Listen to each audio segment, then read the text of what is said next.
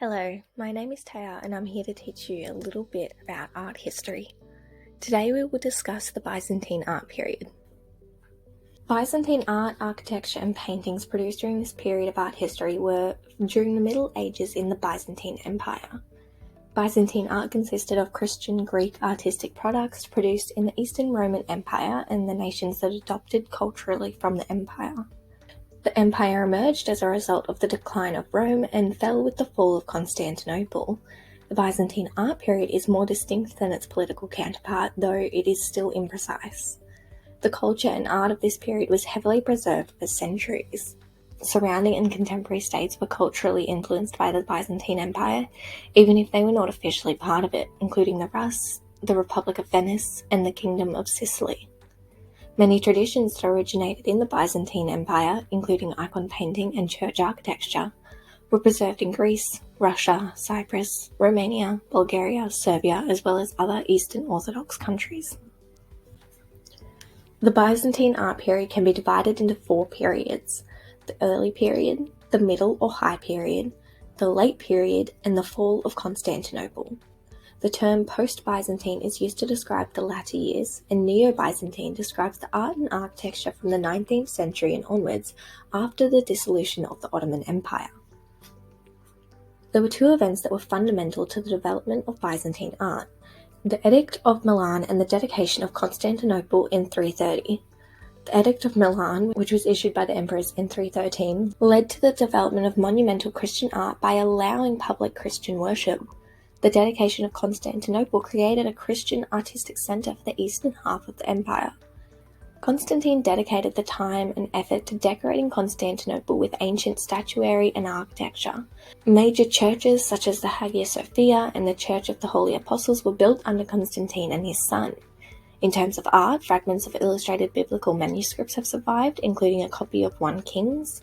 Art during this period was marked by the cultivation of ivory carvings, ivory diptychs, and silver plates. On top of this, sarcophagi continued to be built in significant numbers.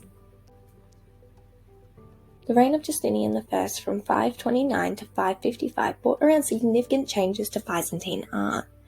Justinian the Great, as he was called, devoted his reign to conquering Italy, Spain, and North Africa, laying the groundwork for imperial absolutism, codifying laws, and imposing religious views on his subjects.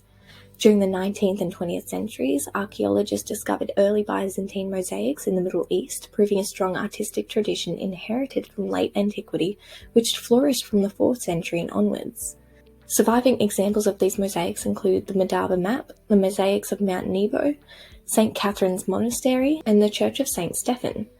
Ivory sculptures were important during this time, including the Barberini ivory, which is hypothesized to depict Justinian himself, and the Archangel ivory housed in the British Museum, and scenes from classical mythology decorated silver plates.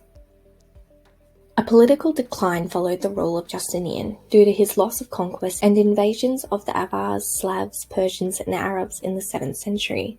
At this time, Constantinople was plagued by religious and political conflict. The most significant surviving monuments of this period are found outside of the imperial capitals, such as the Church of Hagio Dimitrios, the Church of the Queen Mrs, and the churches of Rome. The silver David plates are one of the most important luxury works from this period and depict scenes of the Hebrew King David. We also note surviving manuscripts such as the so-called Syriac Bible of Paris. This period saw major changes to the significance of images in social and religious sectors. Holy images not made by human hands were a large phenomenon that were, at points, even credited with saving cities from military assault. By the end of the 17th century, images of saints became known as windows in which viewers could communicate with the figures depicted. Debates regarding the role of art became intensified, specifically relating to the decoration of churches, with some saying that pictures that attracted the eyes corrupted the mind, which in turn incited the enkindling of base pleasures. So basically they became worried that viewing images might inspire viewers to engage in behaviour not suitable for Christianity. This debate about the role of art in church decorations led to the period of Byzantine iconoclasm. Smaller periods of iconoclasm are seen throughout 720s Asia Minor. However, iconoclasm likely was not an imperial policy until the reign of Constantine V. The Council of Hieria prescribed the manufacture of icons of Christ, marked the beginning of the iconoclastic period in 754, and it lasted until 843, with some minor interruptions. Iconoclasm severely restricted the role of religious art, which led to the removal of mosaics, the destruction of portable icons, and almost a complete ban on the production of figural art. There is literary sources that suggest secular art, which depicts things such as hunting scenes or games in the hippodrome, continued being produced. Works such as the Handy Tables manuscript show the metropolitan artists maintained a high level of artistic production during this period. Major churches were built during the 760s, following the 740 Constantinople earthquake. The best preserved example of iconoclastic church decoration includes the interior of Hagia Irene, which is decorated by a large mosaic cross. In 843, a new church council reversed the rulings made by the Council of Hieria, a day which continues to be celebrated by the Eastern Orthodox Church as the triumph of orthodoxy. In 867, a mosaic depiction of the Virgin and Child was installed in the Hagia Sophia, which was intended to celebrate the victory over the evils of iconoclasm.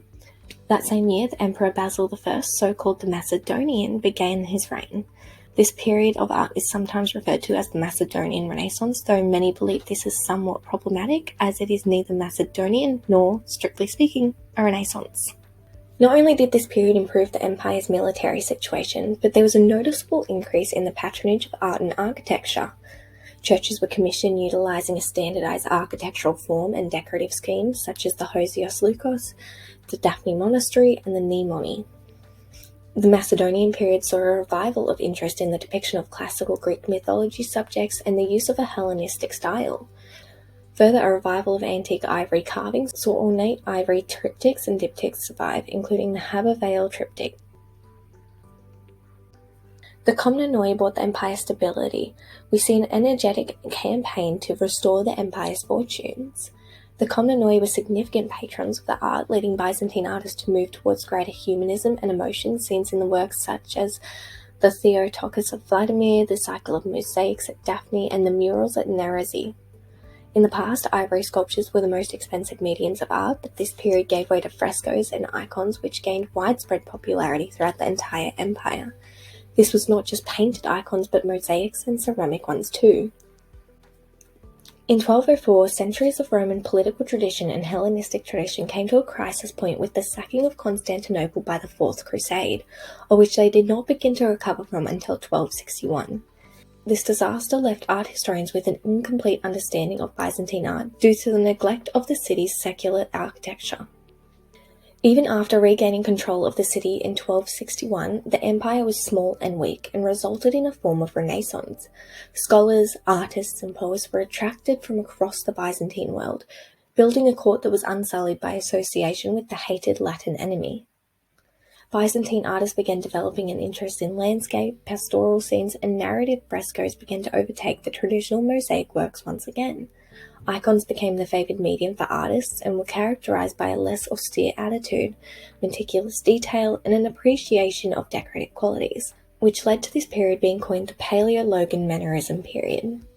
Here are some of Byzantine's most famous works: Madonna and Child, Maester, Palla d'Oro, Crucifix, Theotokos of Vladimir, Gero Cross, Barberini Ivory, Throne of Maximan.